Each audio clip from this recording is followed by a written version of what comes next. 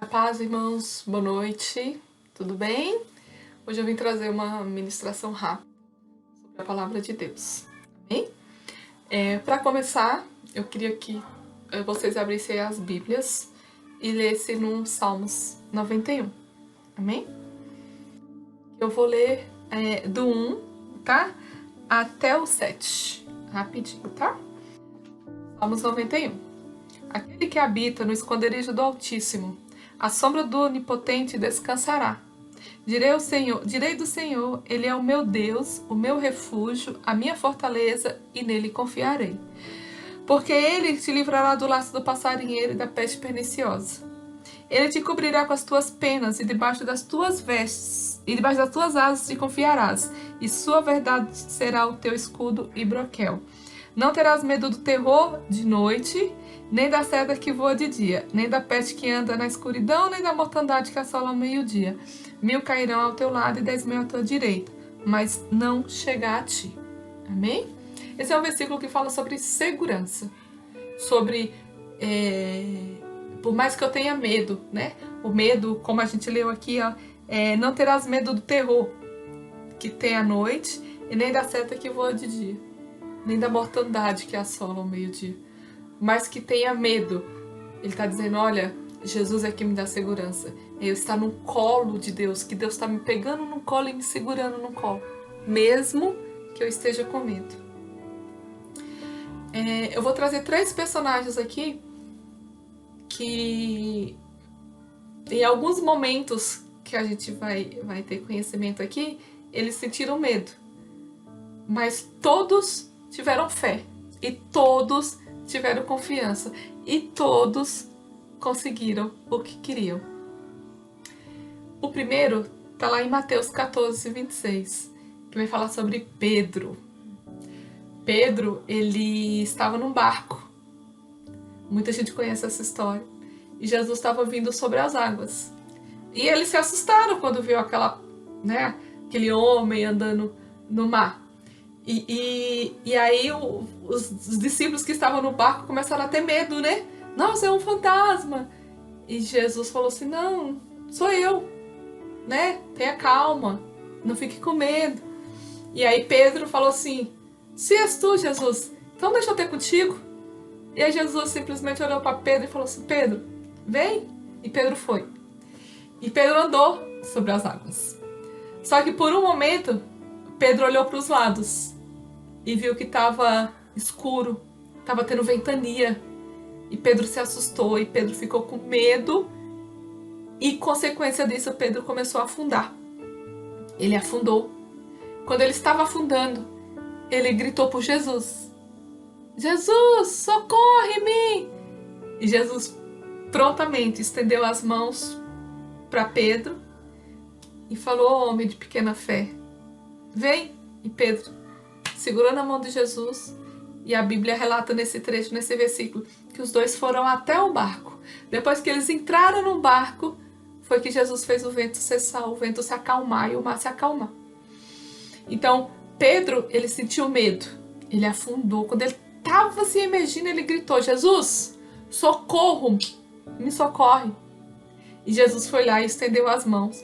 Passou pela tempestade, passou pelo vento, passou pela escuridão com Pedro, segurando Pedro, para Pedro não voltar a afundar. Entraram no barco e só depois foi que Jesus cessou o vento. E isso é o que acontece conosco também, tá, irmãos? Às vezes a gente passa por uma tempestade, a gente passa com medo, mas a gente não tá sozinha. Jesus está com a gente não vai ficar andando, a gente não vai ficar afundando sozinho. Jesus, ele estende as mãos e fala, venha, né? Me acompanhe, eu te dou a minha mão. Mas você precisa pedir, Jesus, socorre-me, me ajuda. E Jesus, ele vai estar lá prontamente e vai passar a tempestade com você. Amém? Outro personagem que eu particularmente gosto muito pela perseverança, que é a mulher do fluxo de sangue. A mulher do fluxo de sangue, que está lá em Marcos 5, a partir do versículo 25, relata de uma mulher que teve 12 anos enferma. Ela ficou 12 anos com esse fluxo de sangue. E de acordo com aquela lei daquela época, ela não poderia... ela era considerada impura. Então, se ela é considerada impura, ela não poderia tocar nas pessoas. Porque se ela tocasse nas pessoas, a outra pessoa que fosse tocada por ela se tornaria impura. E se ela fizesse isso de propósito, ela seria penalizada de acordo com a lei daquela época, que está lá no livro de Levíticos. E ela ouviu falar de Jesus, e ela sabia que se ela conseguisse tocar em Jesus, ela seria curada. E aí Jesus esteve lá na cidade dela, e ela foi. Só que, como vocês sabem, Jesus ele vivia rodeada de pessoas, e tinha uma multidão. E para ela alcançar Jesus e tocar Jesus, ela precisaria enfrentar a multidão. E às vezes a multidão que você tem que enfrentar é a multidão da crítica, é a multidão de que você não é capaz, é a multidão de não, eu sou pequena demais para alcançar aquilo. E essas vezes é a multidão que a gente precisa enfrentar. E essa mulher ela enfrentou. E ela teve medo. E ela foi com medo. Mas ela foi. E quando ela tocou Jesus, que Jesus sentiu o toque dela, falou, quem me tocou? E os discípulos falaram, mas Jesus, olha quanta gente tem aqui, como que a gente vai descobrir quem te tocou? E Jesus, não, alguém me tocou, porque de mim saiu virtude, quem me tocou? E aí ela foi e se manifestou e falou, Jesus, foi eu. Eu tinha uma doença há 12 anos, assim, e eu senti que eu fui curada. E Jesus falou assim, ó, vai em paz, a tua fé te salvou. Então, Pedro, ele sentiu medo, mas ele andou sobre as águas. Ele estava submergindo e ele clamou por Jesus e Jesus atendeu. Essa mulher, ela precisava de uma cura. Ela tinha uma multidão para enfrentar. E ela foi, e ela enfrentou. Ela tocou Jesus e ela alcançou a vitória dela. Outro personagem que eu quero trazer é Caleb. Né? Caleb, ele é do Antigo Testamento. E ele esteve no deserto, junto com Moisés. E Moisés pediu para que alguns homens fossem vigiar as terras ao redor.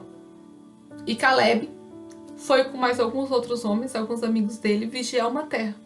E eles foram e viram que aquela terra era uma terra que manava leite e mel. Era uma terra rica, era uma terra ótima para se viver. Só que lá naquela terra tinha gigantes. E a Bíblia fala que a cidade tinha fortalezas. Então, para eu entrar nessa cidade, além das fortalezas, ainda tinham gigantes. E eles voltaram e contaram para Moisés. Só que Caleb contou as maravilhas que tinha naquela terra. E os outros amigos dele relataram as dificuldades que era de entrar naquela cidade, naquela terra. E Caleb, ele falava que Deus ia dar forças, que ele ia conseguir, enfim. Mas os outros homens que foram com ele não queriam ir e questionar. Depois de tudo isso, Deus falou a Moisés que Caleb herdaria aquela terra, que ele tinha um outro espírito, que ele confiava, ele acreditava em Deus, ele tinha fé em Deus, né? E que era para Caleb herdar aquela terra e Caleb ter aquela terra como herança. Passaram-se os anos, quem ficou à frente do povo foi Josué, né? 45 anos se passaram. E aí Josué foi dividir as terras de quem ficou para receber, que aí depois você lê lá em Números, lê no livro de Josué a partir do 14 e Números também a partir do 14, que vem falando mais detalhado sobre a história de Caleb. Mas quando foi para dividir as terras, Caleb foi até Josué, falou, olha Josué, Deus falou para Moisés que eu herdaria aquela terra. Eu não sou mais jovem como antes. 45 anos se passaram e hoje estou com 85 anos, mas eu ainda me sinto forte. E eu sei que lá naquelas terras tem gigantes e que há fortalezas, mas Deus me prometeu, e se Ele me prometeu, Ele vai cumprir a promessa dele. Eu não sou mais tão forte, eu não estou mais tão jovem como antes, mas eu continuo acreditando na minha força. E eu acredito que Caleb, ele confiou não na força física, mas ele confiou na força da fé que ele tinha em Deus. E ele confiou na promessa que Deus fez a ele. E que ele ia conseguir herdar aquela terra. E assim Caleb fez. E Josué abençoou Caleb, e Caleb foi, guerreou, venceu a guerra e tomou aquela terra de Cades Barneia como herança. Era o melhor, era a melhor daquela terra. Era o melhor. Naquele território todo que eles estavam, o melhor estava lá naquele lugar. Só que Josué sabia que para ter o melhor ele precisava enfrentar aqueles gigantes. Mas ele acreditava na fé que ele tinha. Assim como Pedro, que ele estava vendo Jesus à frente dele, e ele ainda olhou para os lados, sentiu medo, afundou e clamou por Jesus. E Jesus atendeu.